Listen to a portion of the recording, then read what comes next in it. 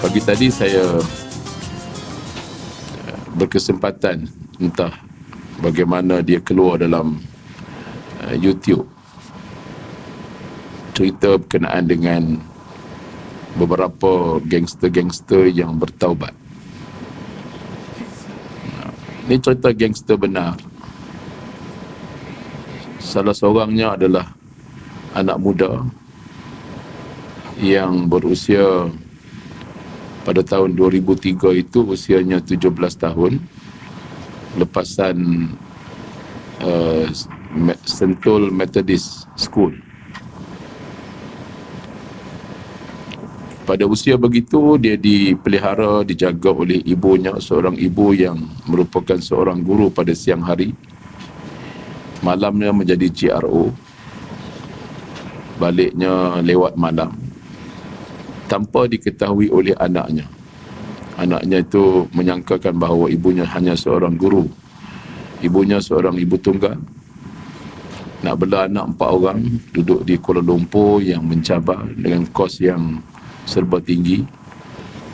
Jadi terpaksa ibunya cari part time untuk tambah pendapatan. Dan akhirnya beliau habis SPM, buat permohonan untuk pergi belajar di luar negeri. Oleh kerana tidak ada tempat yang banyak yang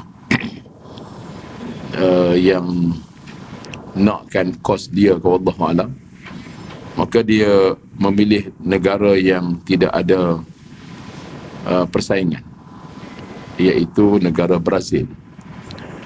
So pada usia 17 tahun, dengan duit yang sedikit, ada $300 berbekalkan $300,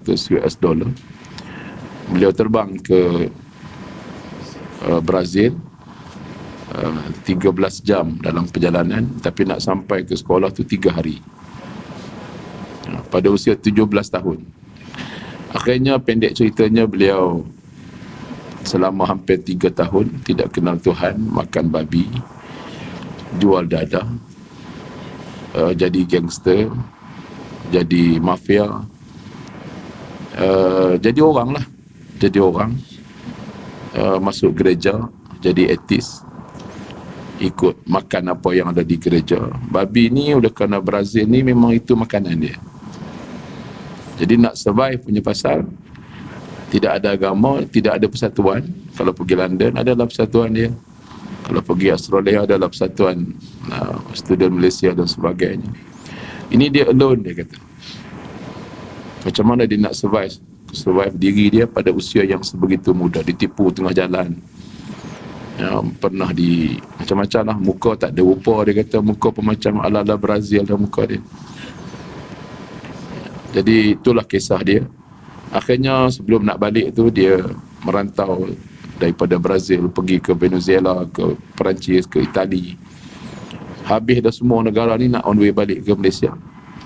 Habislah semua ke Paraguay, ke Uruguay, ke habislah apa dia panggil, Amerika Selatan, Amerika Latin ke apa. Habis semua dia dah pergi. Mauritius, Mauritania, apa semua ni. Sampailah dia ke Dubai. Sampai dia ke Dubai ni tak pernah semayang, tak tahu apa, lupa dah wuduk apa semua lupa. Duduklah di airport, tuan-tuan sekalian, sekian lama. Melihat number yang nak tempah tiket tu, dia kena ada number yang lama, number dia 1000. Cerita number tu 1000, makna dia kena duduk di airport tu mungkin 2 minggu, sebulan mungkin.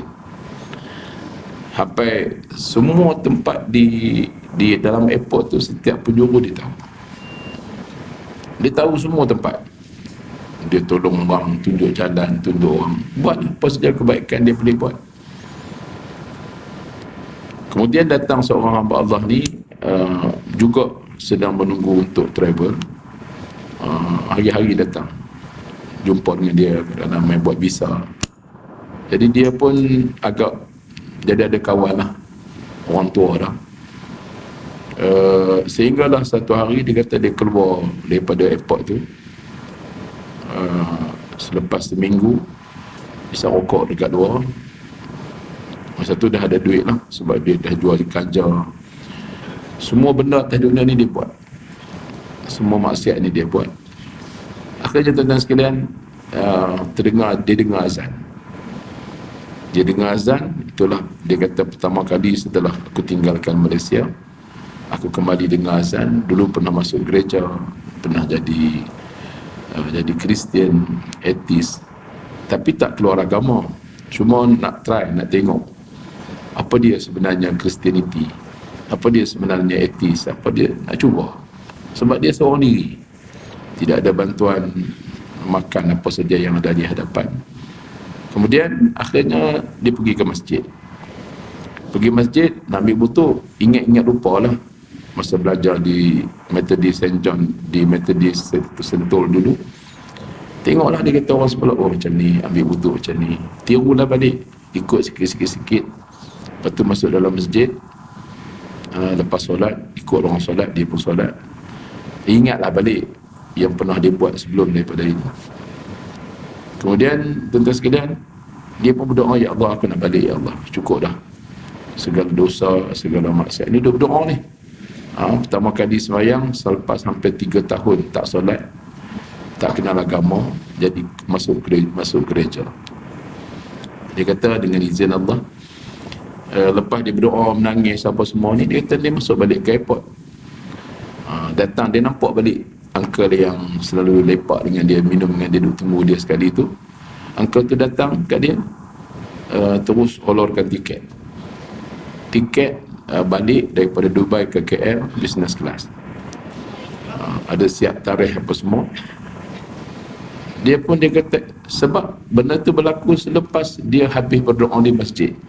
Dia balik ke situ, dan dia kata dia keluarlah tengok di luar tu, dibawa naik kereta dia masa tu 2006, Porsche Cayenne. Uncle tadi ni pakai Porsche Cayenne. Pusinglah satu Dubai, dia kata, dan dia tanya, dia tengok kawan dia bermuka berjasa serabut dah seminggu tak mandi, dia tak ada duit nak pergi mandi di hotel apa semua, tak ada duit. Jadi dia kata duit tu cukup untuk beli tiket, untuk nak survive makan sikit, gitulah. Akhirnya dia kata dia pun dibawa, dan uncle ni tanya, mandi ke belum? Dia kata belum. Kalau belum, jom. Kebetulan dia ni menguasai bahasa Portugis dengan baik, menguasai bahasa Spanyol dengan baik. Jadi dia pun kebetulan uncle ni pun ada buku yang dia sedang belajar. So sikit-sikit lah dia belajar dengan kawan kita ni, dan dia pun bawa pusing pergi melawat Dubai, makan apa semua mewah lah. Dia kata, aku bagi kat hang duduk di Burj Hotel, 7 star lah dia kata, lebih kurang. Duduklah di hotel tu, mandi, makan apa semua, sampai masa dia ambil, hantar ke airport dan balik. Hari ni jadi orang bagus, orang baik, orang yang dah kembali semula menjadi manusia yang betul. Tapi dia ada pengalaman yang cukup hebat, yang luar biasa. Mungkin saya sebut nama, tuan-tuan boleh kenal, tapi tak payah sebutlah. Sekadar perkongsian.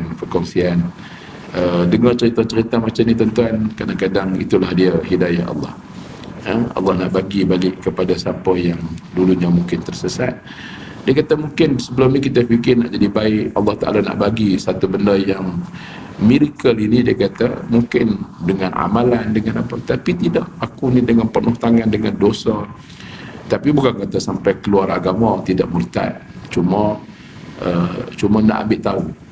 Dan telah pun, sebab duduk seorang-seorang di Brazil, tak ada agama, tak ada apa, tak ada Muslim pun susah, makan pun susah, ya, jadi menyebabkan akhirnya beliau jadi begitu kan. Dan hari ini beliau juga antara orang yang terkenal, dan ialah beramal dengan ajaran Islam. Nah, dia dah cuci tangan semualah.